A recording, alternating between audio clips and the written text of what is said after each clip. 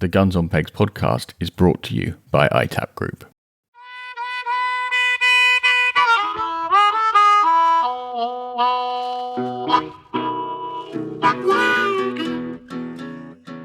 Hello and welcome back to the Guns on Pegs podcast. I'm George Brown. I'm Avian. I'm Jake. And I'm Sam. Good afternoon, gentlemen. How are we doing? Very well, mate. Very well. All good. Good. All in chorus. I like it. I am feeling a little bit, not tender, but definitely a bit weary today. We had the Guns on Pegs Christmas party yesterday, so it's quite a late night. But I am shooting tomorrow at home, which will be very nice. And having thought that I then wouldn't have very much shooting until the new year, I've actually now got 2 days before Christmas after the one tomorrow. So it's going to be quite a nice lead in. Very nice. So that'll be excellent. Avian, you have been shooting up with Jake since we last spoke, haven't you? In a manner of speaking, yes. I think as the video shows, I did a little bit more hurrying up than shooting. But yeah, we went up to Branches. So from me in Cornwall, that was very nearly a trip to France. But we had 2 nights up in the Pond Barn up at Branches Park. What a fantastic time we had. Absolutely brilliant. It's something we were talking about, and I think sort of Jake's trying to position it as a sort of a mini-driven walked-up day, but it is so much more than that. We were greeted at the door. We have Philip, the shooting hero, come and join us. I think a bit more about that later. Mm-hmm. And it was just absolutely 5-star from start to finish. Fantastic place. Good company. Sam was meant to be with us, but unfortunately things occurred and he couldn't make it. So we ended up with 3 guns. Very, very blustery day, a little bit damp. And I gave 2 barrel salutes to pretty much every pheasant that went past. I think there were 1 or 2. I sent Jake deep into the woods because his dog looked like he could do with a bit of exercise. But it was brilliant. We had a fantastic time. Gemma was there with us as well. And I think she fell in love with the cream egg Baileys? Oh, yeah, she really did enjoy that. Yeah. So I think you all did, actually. You all did. But it was brilliant from start to finish. Obviously pulled in there in the dark. And I was a bit alarmed because as we pulled into the car park, the first thing the headlights shone across was this chromium velociraptor, which I guessed I was in the right place there and then. Oh, yeah, definitely. Tom Hill's sculpture. It has been seen at the Game Fair for the past few years, and we've got it with us for the winter. So, yeah, that is awesome. That's exactly what Gemma wanted was, as your headlights, you were like, what the? What and is that? Yeah. Yeah, that's exactly it. And then, but it stands opposite that wonderful wicker stag. Yes. And it's brilliant. So, yeah, it's very, very Yeah, very cool.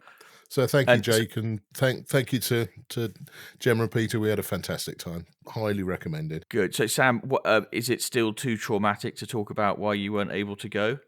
Yeah, and I'm obviously really disappointed to hear that everyone had a nice time. I was hoping they were going to have an absolutely awful time, and it was going to pour with rain. And yeah, no, we had a couple of things get in the way of it at the last minute, which was a shame. Jake, I know I've spoken to you, and I am looking to get up to you at some point, whether it be this season or next. But we will definitely be there. We will definitely be there. Yeah, that you will, buddy. That you will. Yeah. So what have you been up to when not going on nice shooting trips, Sam? Well, a bit more recently, it's obviously been a bit of a lead up to Christmas with us and the venison. So we've been frantically trying to get orders ready for people for Christmas, as well as sorting out a couple of local butchers we supply. Trying to get on top of that all before, so that kind of the week before Christmas we can say everything's in place, everything's done, which is looking on track at the moment. Good. Nice one.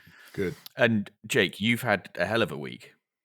Yeah, it's been some week, and we've had our American guests come and join us, and I actually haven't calmed down. I've only just walked in the door from taking them back to the airport. So Ryan Doherty from the podcast of Breaking the Action, George, which you've actually I have been on, yes. Yeah. So Ryan, Ryan, friend of all of ours, because Sam, Ave, you guys, you know him as well. So a random message after listening to the podcast that you were on, George, and then a couple episodes followed where Ryan mentions how he's always dreamt of coming and doing driven game in the UK.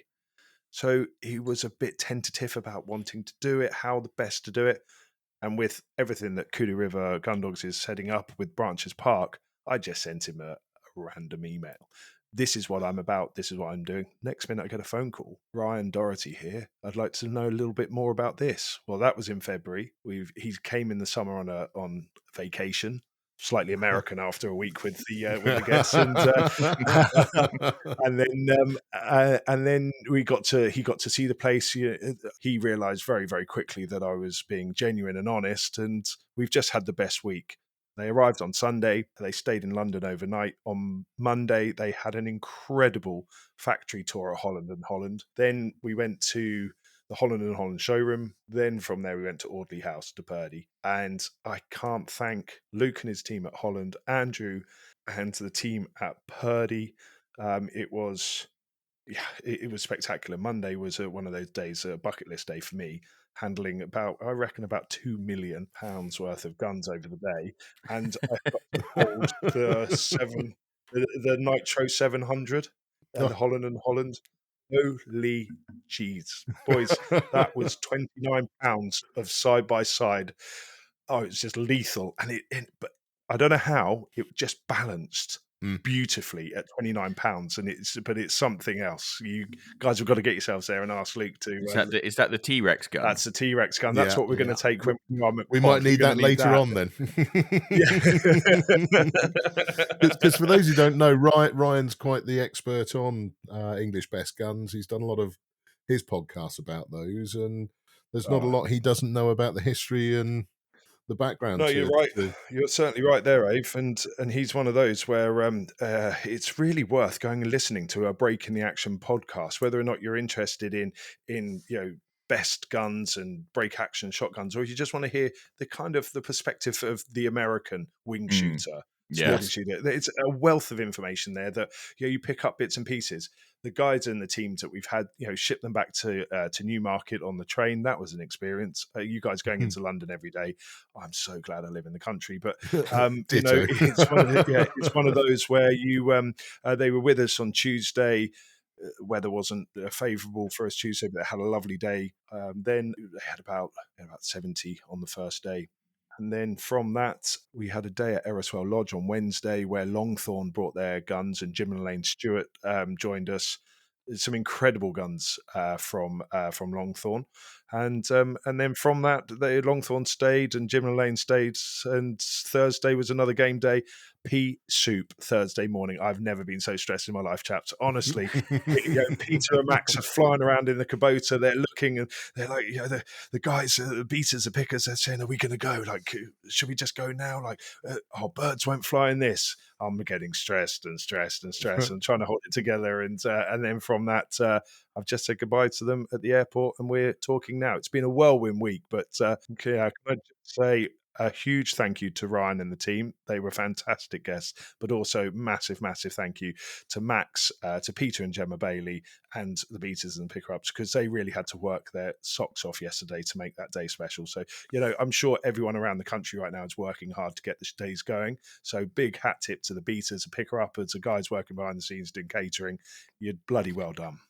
Well, I think you're a very generous man to shout all those people out, but we have just got to blow a little bit of smoke up your arse as well, because just last night I had an email from Philip, who was the Shooting Hero winner, who was on the day with Avian the other week, and he has written to us and he said, "Dear George and Chris, I wanted to drop you both a line about my recent day at Branches Park.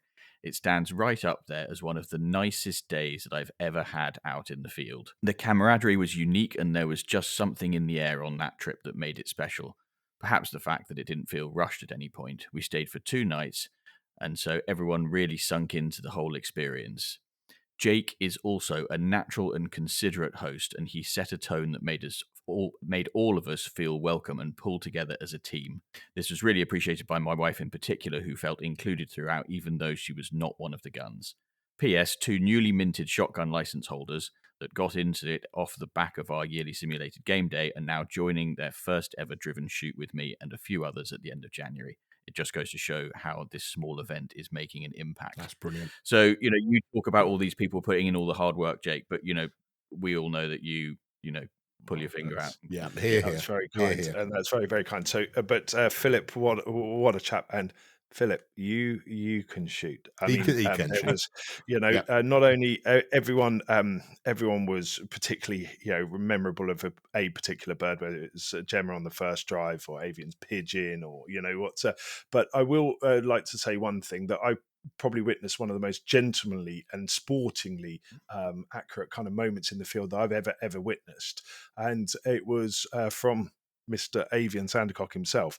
Gemma was out of the shooting on the final drive, and Ave, you had a few shots. Yes, I And couldn't hit just them. middle of the drive, Ave, you just said, Gemma, swap places. And you didn't move up and bring her into yours so you could be greedy or take more birds, because Philip was in the hot seat on that drive.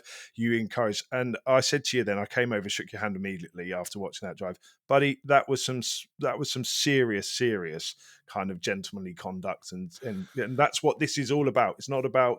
Stop it, Joe. You're making me blush furiously. Right, yeah, this is too much of the loving. This is too much of the loving. We've got to stop. Now, let's start doing some proper podcasting instead of being nice. Avian, normally at this point, we would go around the group and say, what's that you're drinking? But as listeners will recall, in the previous episode with Chris and Jonathan Young, I set you a challenge, which was to brew up a batch of Johnny's ginger thing based on the somewhat brief recipe and instructions that Jonathan gave you. And I've got to say, like, this, I mean, I'm going to be nice again now. This is terrible. You've done a pretty good job in turning it around in the short space of time between that podcast going live and us recording this. My sample bottle of the batch arrived this morning. Just in time delivery, George. So I think all four of us have got some of Johnny's ginger thing. So how are we going to do this? Should we just do this a taste test simultaneously? I think we just have to go in blind, don't we? I'm glad it all arrived, gentlemen. So, well, mud in your eye, gentlemen. Mud in your eye. Yep. Like that, yeah. Lucky that. Cool. Oh, that's good. I like that. That's nice. Very Christmassy. It's not bad, is it? You can keep that in Cornwall. Hang on a minute, I'm going to make this more festive. Wait there. There we go. Hey. There we go. Yeah, there we go. That's a Corny and Barrow sparkling white gone in there. Let's get that on. There we go. This will make it better, guys. I was a little bit confused. The fact that Jake sent us a picture yesterday receiving his Avian's Johnny's ginger thing, and I only received mine today. And I'm a lot closer to Avian than Jake, so I'm not quite sure how that worked. But the inequities of the post office. But that's very good. I'm a big fan of that. I think as a warmer, you can't get much better than that.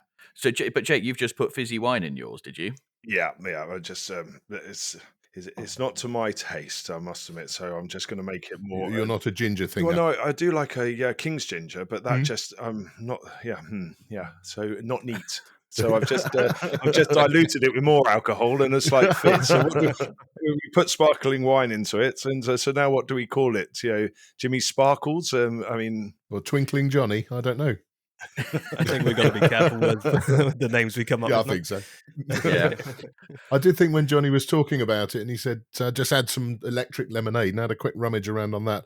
And electric lemonade is actually another cocktail, but probably not the one we want to add to this. It's a lemon vodka with sours mix, blue curacao, lemon and lime soda, and a lemon wedge, which looks very sort of Miami tropical, which probably wouldn't go with this. So I think stick with a fizzy one. Yeah, I assumed that he meant champagne when he said electric lemonade. Yeah, agreed. So good. Well, very well done, Avian. Thank you very much. I'm enjoying mine, and Jake's just going to have to suck it up. Yeah. On the subject of recipes, we have had an email in from Adam, who has a question for you three. But Sam, would you do the honours and read it out for us, please? I certainly will. So Adam has written, "Hi team. I know there is a contingent of listeners who have compiled a list/spreadsheet of the various items, like the last shoot before the apocalypse.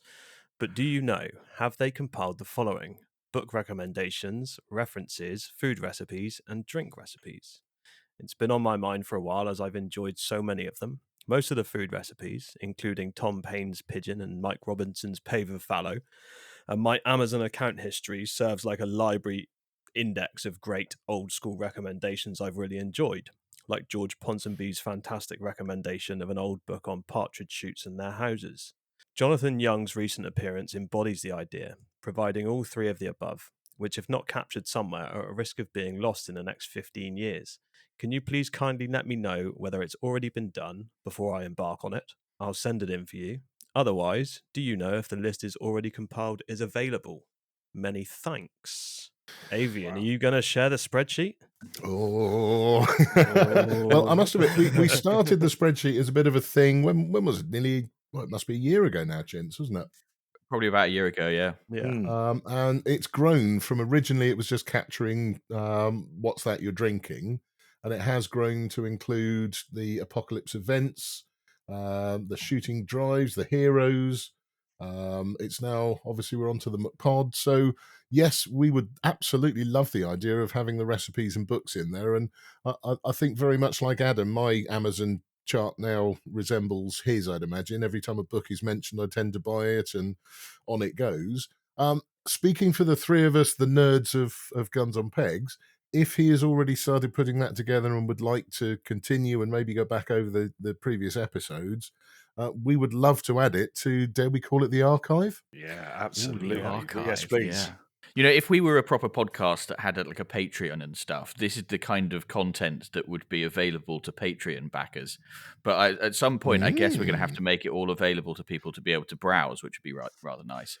Yes. But well, what a great idea! And it's I've got another one to add for you, which is to the book recommendations list. There is a book called Guns Wanted by J.K. Standen, and the shoot described in that book is this one here. It was written by the uncle of a neighboring farmer's, or the great uncle of a neighboring farmer's wife, and he was a proper novelist.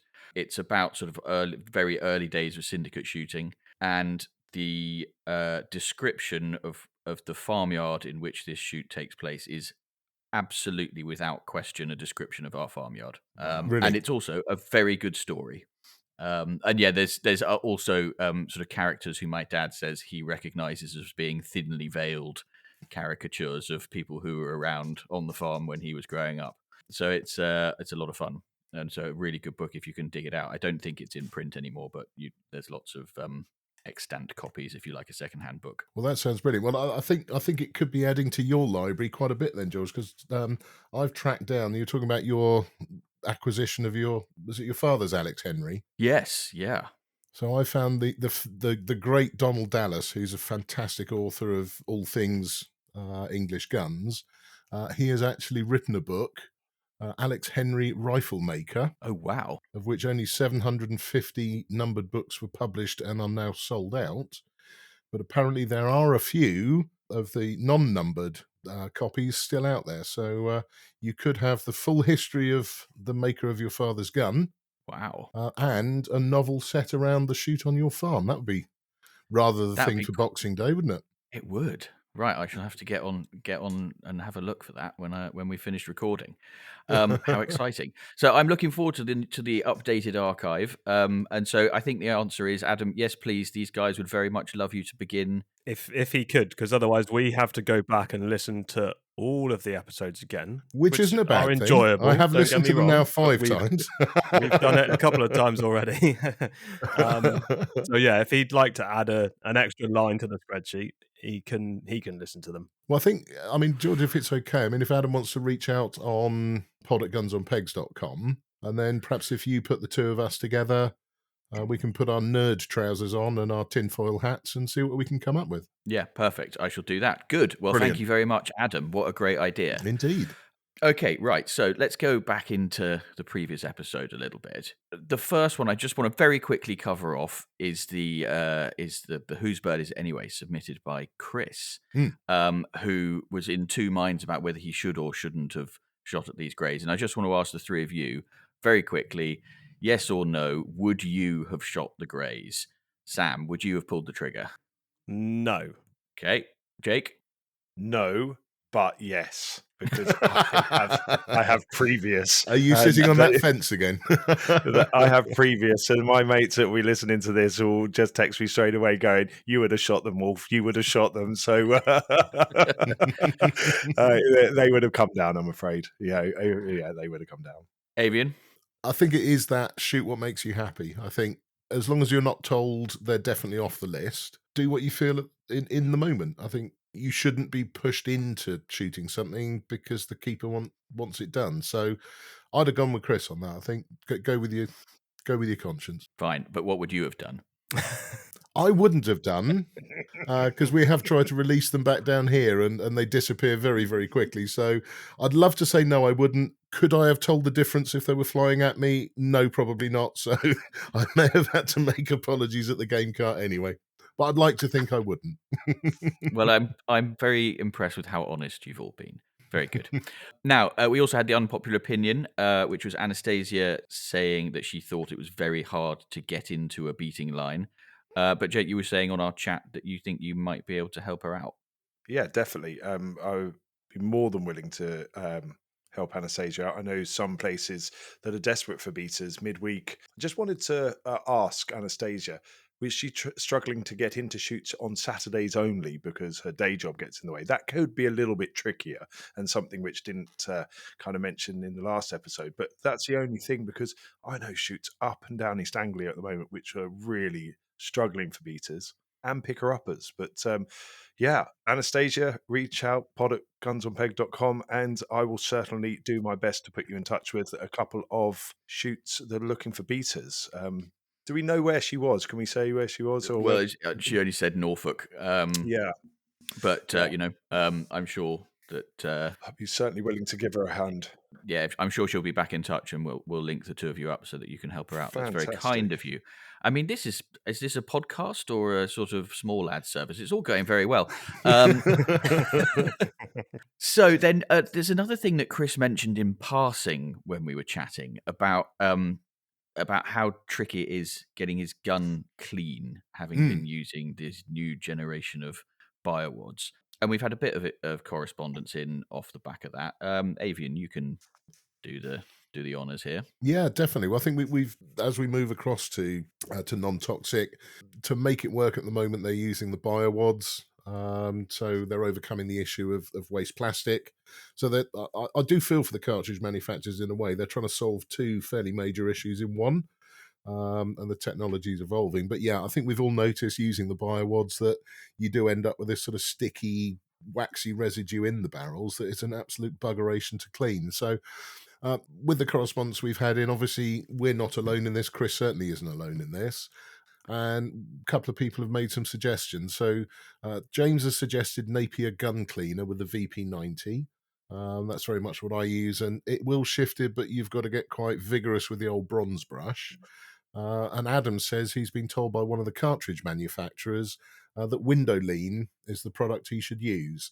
And I've actually seen that Game Ball recommend that on their website. Oh, do they? Although they call it a window cleaning product. Yeah, Game Ball have actually got it on the website. And their recommendation is, whilst you're preparing the gun for cleaning, a couple of squirts down the barrels, let it sit to try and dissolve some of that residue, and then give it a vigorous bronze brushing, and then with a cotton or paper swatch just to remove that off. And Kevin agrees with that, saying glass cleaner is the way forward. And again, similar to what Game Board are saying, squirt it in the barrels, give it a good work over, having let it really soak in, and get to work. And then obviously perform your cleaning as normal. There must be something in the window cleaner that works, because I use a 20. It's called 2020 Crystal Clear or something, which is an aerosol window cleaner.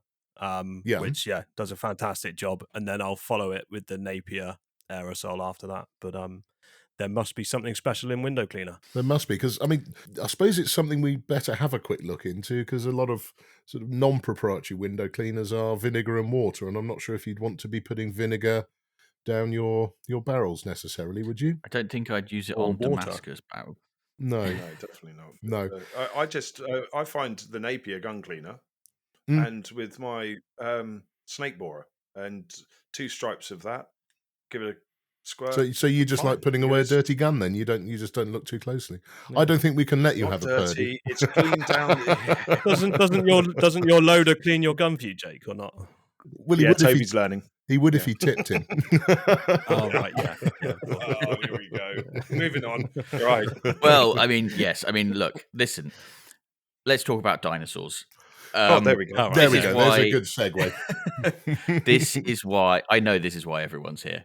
Yes. I'm obviously a really great podcast itinerary and very well written, very well presented from James, and it sparked at least one listener to get in touch. Has it not, Avian? It has indeed. So we had a message from Giles, who got through to us on the Guns on Pegs Instagram. And he's dug up, it's absolutely fantastic, this cartoon. It's from 1894 from Punch magazine. And the title is The Prehistoric Peeps. Now, I've had a quick look. I'll talk you through the cartoon in just a second, but a bit of background. These were drawn between the end of the 1890s through to the 1900s for Punch magazine. And it was a whole series called The Prehistoric Peeps. And I think at that time, there was a massive interest starting to happen as people were starting to understand that, hang on a minute, these dinosaurs may be quite ancient. And, there was Crystal Palace had the big exhibition of what they thought dinosaurs might be at the time. So it really was at the dawn of the dinosaur age. And these cartoons, they were quite a long running series. And actually there is a film from 1905 of one of these episodes. One of these episodes that is actually available on YouTube. But anyway, this cartoon, the heading to it says, "A little covert shooting, brackets, dragons plentiful and strong on the wing." And it is basically a driven hunting scene. It is absolutely fantastic. So imagine this. We've got a big covert of brambles and thickets and bushes with some club-wielding beaters crashing through, and these colossal sort of horse-sized dragons tearing up out of the cover and flying over a rather ragtag line of bow and arrow wielding prehistoric men. And I love the fact that at the back we seem to have these large woolly reindeer as picking up animals. So there are dragons coming through with arrows in them. There's a few going through without, which I think were probably the ones I missed at Branches, just showing me off. But but it is absolutely fantastic. It's great, isn't it? And is the woolly reindeer not a moose? I was thinking that. I think that's a moose. Could be a moose. Have you spotted the chap bottom right who has had a situation similar to the one where I had the other day, where I was hit in the leg by a partridge, except that this guy has been taken out, it seems, by a falling pterodactyl. And I imagine that's rather more uncomfortable than being hit in the leg by a partridge. They seem to be a little toothier and a little clawier, don't they? But hang on, if you've all missed the vital one where the dinosaur is giving a wedgie to the poor fellow in the middle of the picture here. He's just fully giving him a straight wedgie. he's torn off his bramble chaps, has he? But they're definitely worth looking at, and there are quite a few prints, and I think there are even some books put together available on eBay and what have you. They're brilliant cartoons, absolutely fantastic. Well, I'm just looking at some of your research here, and this appealed to me, which is that it seems like sort of the inspiration for this series came from this this hoax, which I did know about before, which is where that somebody had carved a mammoth bone into the shape of a cricket bat, and then planted it at Piltdown in Sussex, which was a famous archaeological dig. Yes. And so it was implied that these incredibly early sort of prehistoric Englishmen were playing cricket with mammoth bones, and that cricket was the sport of the gods even back then. Yeah, and I think the cartoon had them playing cricket at Stonehenge, didn't it? Brilliant. So that's a lot of fun.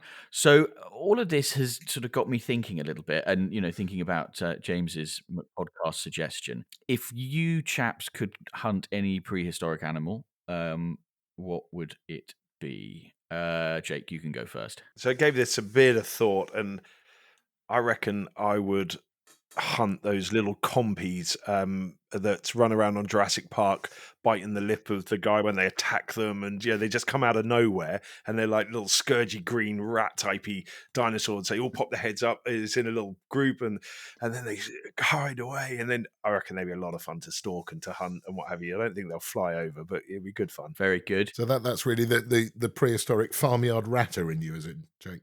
Yeah, that's it. Are you going to do it with terriers? Oh, now terriers. Oh, yes, now that would be fun. Is that terriers with a P?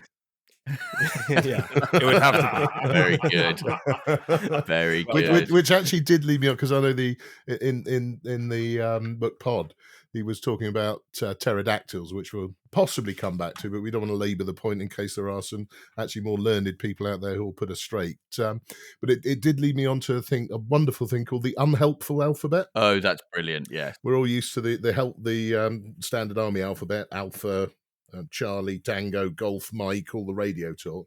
But this one, I'll only do a few. But the one that got my eye, obviously, was P for pterodactyl. C for Q, G for Nat, S for C, A for Isle, K for Knight, and O for Ouija. So there's a whole alphabet there, but I thought they're really quite obscure. And well, that puts me in mind of there's a brilliant poem which I think was written by a Dutchman or a Dane or something like that, which is all about the sort of unhelpful pronunciation of English words, and it's called, I'm gonna have to remember now, I can't remember, it is called The Chaos, a poem of English pronunciation. I'll give you the first few lines of it because it's so good, and it goes on forever and ever and ever. It's a good one to do after a big shoot dinner when the port's going around. Find the drunkest person in the room and see if you can get them to read it out. Dearest creature in creation, studying English pronunciation, I will teach you in my verse. Sounds like corpse, core, horse, and worse. I will keep you, Susie, busy. Make your head with heat grow dizzy. Tear in eye, your dress you'll tear. Queen, fair seer, hear my prayer. And it goes on and on. It's got about 30 stanzas, and it gets increasingly difficult. It's a very good, fun poem, that. And for a Dutchman to pick up us on pronunciation must be quite a thing. Yeah. Okay, so Sam, your prehistoric animal? I'm going to go for a T-Rex. If you're going to go back and do it, you go and find the biggest, most dangerous one, don't you? It's going to be a challenge. Yep, I like that. Go big or go home. Big rifle. Yeah. I know where there's one in London right now. It's got your sticky fingerprints all over it, Jake. It does. And his drool, I expect, as well. Absolutely. George, what are you going for? It's really tough. I think maybe a plesiosaur on a fly rod. Yes. Yeah. Little Devon minnow. Yeah. Something I think that would be the one. I think I'd go aquatic. Or maybe, I've not tried it, but I'd like to have a go at spearfishing. Spearfish a plesiosaur. Hang on tight. I'd have to learn to scuba dive first. When you get angry with the fly rod, you resort to spears. Yeah, exactly. I think for my one, I'm going to stick with a cartoon theme. I've always been a fan of Gary Larson, the Far Side cartoons. Yeah. So I'm going to go for a Stegosaurus. And the reason for that is he did a cartoon, I think back in the late 80s, early 90s, where there was a team of studious cavemen hunters, and they had a caveman instructor with his big flip chart up and a picture of Stegosaurus tail. And the Stegosaurus, I'm sure we'll remember from our kids' toys, has those 4 distinctive spikes on the end of the tail. And the caption says, now this end is called the Thagomizer, after the late Thag Simmons. And the thing that tickles me is that now in academic circles and in research papers and education, the official term for that part of the actual Stegosaurus is now known as the Thagomizer. So I'd like to shoot a Stegosaurus, and I'd like to have a Thagomizer mounted on the wall. Brilliant. I love that. Yeah, I love that that they didn't have a word for it. And so they went, well, we'll call it, we'll use that then. That works perfectly. Now, when we were chatting with Jonathan Young, one of the big topics that we spoke about was this the field's top shots list, and we were desperately trying to get out of Jonathan whether he'd received any bribes or anything to be included in that list, or indeed to not be included in that list. But I think, Avian, you had some thoughts following that chat. Well, I did, and I'll start it off if I may. I was just rummaging through the internet, some of the field back issues, and I found this lovely quote from Jonathan. This was for the Top Shots ladies in 2015, and his introduction to it was, "These ladies don't lunch; they shoot their own, and these dead-eyed Dianas will wipe most men's eyes," which I thought was very much of its time, but still quite amusing. But it did make me think. We're not top. Well, I'm certainly not. And I've got the video to prove it. Top Shots. So I just wondered about bottom shots. So for those of us who miss on a regular basis, what are ours, and particularly the listeners' favourite sledgings from on the shooting line? So things like, he couldn't hit the ground if he dropped the gun. He shoots like a stormtrooper, I heard the other week. And one I heard recently, which was absolutely brilliant, that might appeal to Sam, from a loader to his gun. The gun said, "Do you think that one will come down?" And the loader said, "I'm sure of it, sir. Probably to feed." I'd love to use that line, but I would just forget it and completely cock it up in the field. I'll have it written on your cuff, but it might affect your tip. Yeah. So who else has heard some absolutely brilliant one-liner put-downs for missed birds? Well, I mean, one that I've been known to shout at my brothers in the field, or to have shouted at me when I miss or when they miss, is, "What was wrong with that one then?" Yeah. Which I can't say is quite as witty as any of those others, but yeah, I'd love to get some suggestions of these in. I think they're very good. I'm sure there must be a load out there. There must be some really, really good ones. I know there was one we had recently where I clipped a couple of birds and the gun down from me tidied them up, which was very, very good of him. But then one went through unmolested by me, and he put two barrels clearly behind it. So from now on, obviously, I need to slow his birds down a little bit so he can shoot them. Yes, Yeah. I mean, I don't mind when somebody cleans up when I've wounded a bird but not killed it, and I will shout thank you Always as well, because I think it's very helpful when people do that. So yeah, Jake, have you got any? I mean, what were the Americans like? Were they sledging each other, or were they all very friendly towards one another? Incredibly friendly towards each other, but these guys could shoot. They knew how to handle a gun, and they weren't afraid to take on some of those birds. I mean, to the top of my mind, those "Don't worry, you'll hit that cloud." That's absolutely fine, and you'll catch up with it next week. That's absolutely, it's not a problem whatsoever. And there's loads of them out there. I mean, the good bird. The other one I think is I once wrote an article for Guns on Pegs, the top 10 excuses to use this season for shooting badly. Brilliant. But what I heard a really good one the other day, which was basically big sky, small pellet. There was a team I was lucky enough with a while back. One of them couldn't make it. And between them, these chaps, as a group, they probably shot together for 30 or 40 years. And they shoot quite a few days a year all over the country. And they've now got to a point where the excuses are so numerous and used so frequently, they don't actually say them, they just number them. So somebody will miss a bird and you just hear 7 shouted down the line, and everybody knows what that relates to. Everybody knows just to save a bit of time. Yeah, absolutely. That's great. So I'd absolutely love to hear what other people are using sledging in the line, just so I know to expect it when I've missed one, but just increase the armory when we're out there. Yes, I like that a lot. Now, one of the other bits of discussion that sort of, I think, slightly floored Chris and I, really, was Jonathan telling us that one point in one of the big clay competitions, in the sort of glory days of the growth of driven shooting I think he was saying in the 90s, wasn't he? That the first prize was a 6-wheeled Range Rover. Yes. Now, leaving aside the fact that maybe practicing is worthwhile, or at least was back then, I think, Sam, you were doing some digging on the 6-wheeler front. Yeah, it would be interesting to know which end of the scale they they gave away as a prize, because you kind of had this exquisite, top of the range luxury conversion by Carmichael, which was a 6-wheel Range Rover built for luxury, and the complete other end was the TAC R2, which was a 2-ton 6x4 Mark II Range Rover rapid response fire engine used by the RAF and the Royal Navy. So they probably weren't giving away fire engines. It was probably the former, but they do. I mean, they look hideous, if I'm completely honest. Oh, I disagree. I think George said they look like one Range Rover crashed into the back of another Range Rover. But it does. They at do. high speed, and unless the back axle steers as well, you're just going to wear tyres out, aren't you? It's going to be a nightmare. Bloody farmer. They do look, I'm sorry, they look absolutely ridiculous.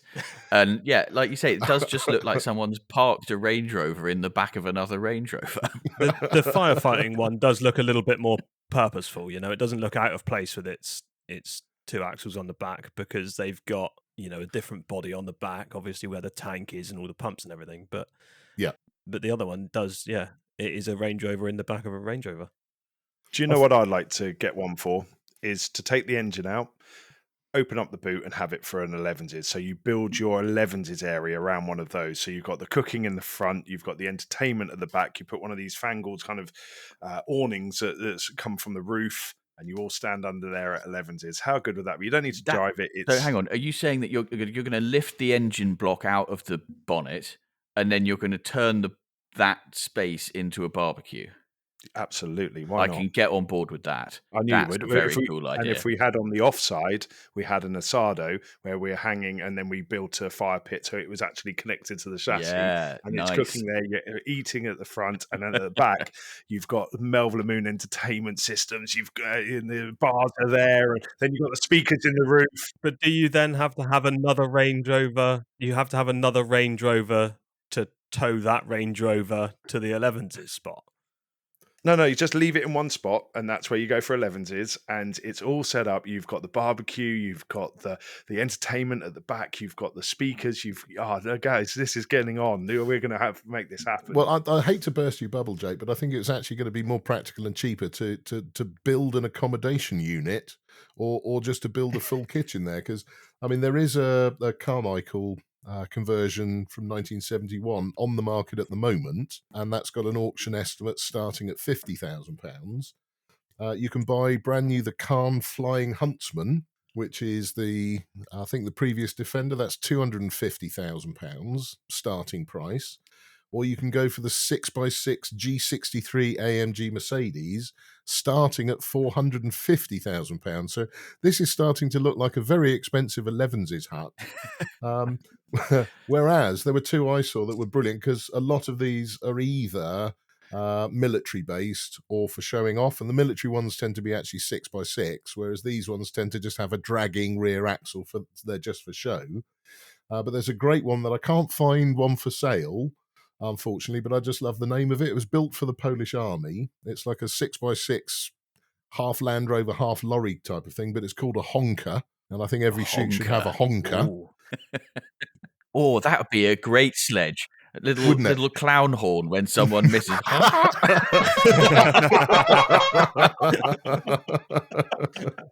But just to finish my little round of nerding, the Range Rover first came out in 1970 as a 3-door, and it was around about £2,000. So if you went to 5-door later on, but if you adjust that for inflation, that would be the equivalent spend of £27,000 now. And I'm pretty sure you can't buy a brand new Range Rover headlights for £27,000. No, but if what Jake's after is a static Range Rover in a field, then I think all he has to do is pop down to his local Land Rover dealership and drive it around for a week. Very good. Well, that's the JLR sponsorship of the Guns on Pegs podcast up this one, ain't you? I love my Hilux, I might say. Other 4x4s are available. Yeah, of course. But I want to go back to the honker. Guys, I want to hear the ha-ha when someone absolutely... Oh, let's make that a thing. Brilliant. Brilliant. Is that going to fit in well? You know, when you're hosting a day at Branches, Jake, you got a team of lovely guns who are all being very polite to each other, and then you're stood there with a little horn. Do you know Every what? time somebody misses. I have Like a it- team coming in January. That might just Oh, no, wait a minute. Yeah. I'm not having that. Jake, are you going to go the whole hog and halfway across the doors of the gun bus will fall off and, you know, little bits of smoke will puff out and clowns come running around? Very good. Well, gentlemen, it's been tremendous fun, as always, but I think we should probably think about wrapping things up. So, over to you for a second, Jake. So before we go, all that remains is for me to say is a final reminder that you can get your hands on a pair of the exclusive Guns on Pegs podcast shooting socks garters by sending us your shooting dilemmas for us to resolve, or by sending us your unpopular opinions, or sharing your forgotten drives, or your MookPod suggestions. Just send us an email to pod@gunsonpegs.com, and if we read it out in our next episode, we'll send you some garters. Thank you very much, Jake. Right then, that's your lot. Do keep sending in your follow-up thoughts as well. They're tremendous fun, and it's a lot of fun reviewing them on this podcast as well. Chris and I will be back in a couple of weeks' time. From all of us here at Guns on Pegs and these three morons, a very happy Christmas indeed. Thank you very much for listening, and goodbye.